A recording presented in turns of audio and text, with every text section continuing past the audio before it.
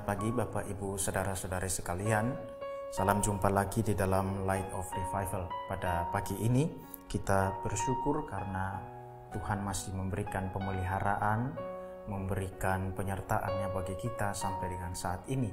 Terbukti dengan kita masih mengalami kehidupan dan masih diberikan kesempatan untuk bangun di pagi ini, dan masih juga kita dipertemukan di dalam Light of Revival ini. Sebelum kita melakukan aktivitas pada pagi ini, pada hari ini, kita merenungkan bagian dari kitab suci untuk menuntun kita di dalam Titus pasal 3 ayat 1. Ingatkanlah mereka supaya mereka tunduk pada pemerintah dan orang-orang yang berkuasa, taat dan siap untuk melakukan setiap pekerjaan yang baik. Double grace. Bapak Ibu, saudara-saudara sekalian, double grace atau anugerah ganda diperkenalkan oleh seorang tokoh reformasi Kristen dahulu kala, namanya John Calvin. Dia menyatakan bahwa orang percaya menerima dua anugerah di dalam Kristus, yaitu anugerah pembenaran dan anugerah pengudusan atau pertobatan. Mereka yang sudah percaya kepada Kristus tentu menerima pembenaran dari Allah dan juga menerima pengudusan hidup dalam Roh Kudus. Orang percaya tidak bisa hanya menerima satu dari dua anugerah ini. Kedua anugerah ini bertalian dan berhubungan satu sama lain dan tidak bisa dipisahkan. Dalam bacaan kita, Rasul Paulus memberikan perintah atau dorongan kepada Titus untuk mengingatkan jemaat supaya mereka menjalani kehidupan yang baik atau yang positif sebagai kontras terhadap kehidupan mereka yang lama, yang penuh kebodohan, yang jahat, tersesat. Jemaat telah diselamatkan oleh Allah melalui belas kasihan-Nya, dan Ia menyelamatkan mereka dengan memberikan Roh Kudus sebagai tokoh yang mengerjakan pembaruan di dalam kehidupan mereka. Pembaruan ini menjadi alasan penting mengapa jemaat perlu menjalani kehidupan yang positif atau kehidupan yang berbeda dari hidup mereka yang lama, hidup mereka yang sebelumnya.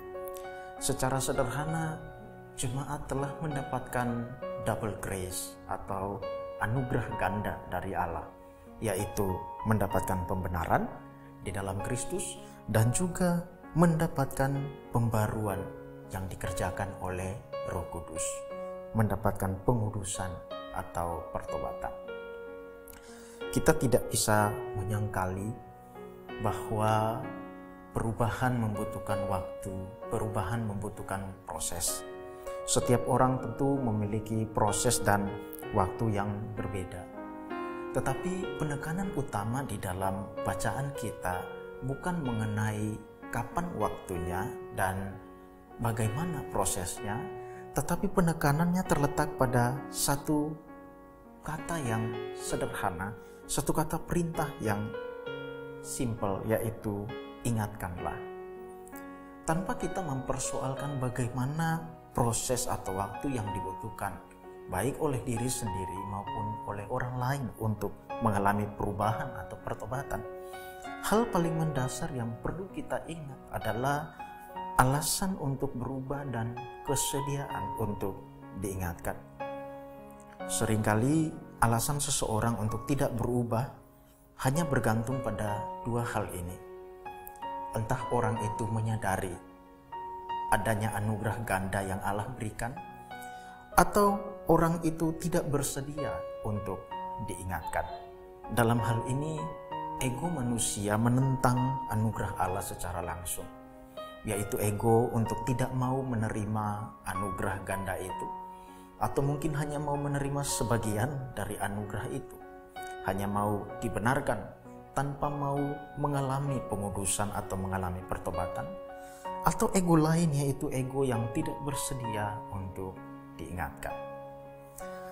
Demikianlah kita melihat bahwa double grace atau anugerah ganda ini menjadi dasar bagi kita untuk berubah dan menjadi dasar bagi kita untuk bersedia diingatkan. Bapak, Ibu, saudara-saudari sekalian, berikanlah diri masing-masing untuk merenungkan anugerah ganda dari Allah ini. Perenungan terhadap anugerah ganda ini semestinya menghancurkan ego kita yang masih mencari alasan untuk mengubah hidup, mengubah perilaku, mengubah pola pikir, dan yang masih belum bersedia untuk berubah. Kita berdoa. Hamba menyerahkan setiap orang yang mendengarkan renungan ini, supaya Roh Kudus bekerja di dalam hati dan pikiran masing-masing, supaya umat Tuhan yang mendengarkan boleh memiliki kesiapan untuk diingatkan, boleh semakin menyadari pentingnya anugerah ganda yang Engkau berikan kepada umat. Bagi orang-orang yang masih jauh dari Tuhan, hamba berdoa supaya mereka diantarkan untuk boleh mengingat adanya satu alasan untuk mereka berubah, yaitu di dalam Kristus. Tuhan, tolong kami masing-masing, ampuni dosa dan salah kami, demi Kristus kami berdoa. Amin.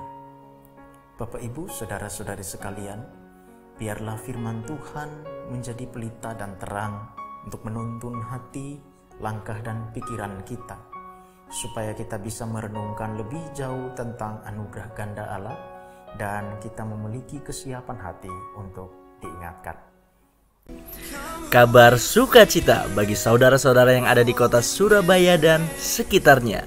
Revival Community Church RCC Surabaya yang digembalakan oleh Bapak Pendeta Ezra Alfred Soru dan Ibu Pendeta Muda Agustina Karpada akan memulai kembali kebaktian minggu yang sempat terhenti karena COVID-19.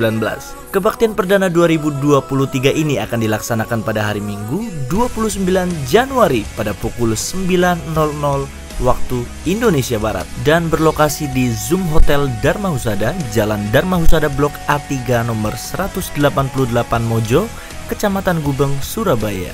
Bagi simpatisan Revival yang ada di Surabaya, mari bergabung dalam kebaktian ini. Dan bagi saudara yang ada di luar Surabaya, mohon bantuan untuk menyampaikan informasi dan undangan ini kepada keluarga, sahabat, dan kenalan yang berada di Surabaya.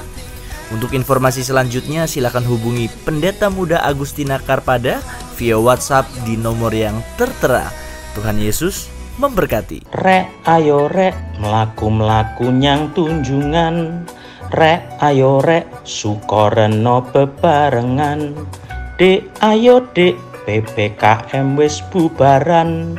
Dek ayo dek RCC wis kebaktian.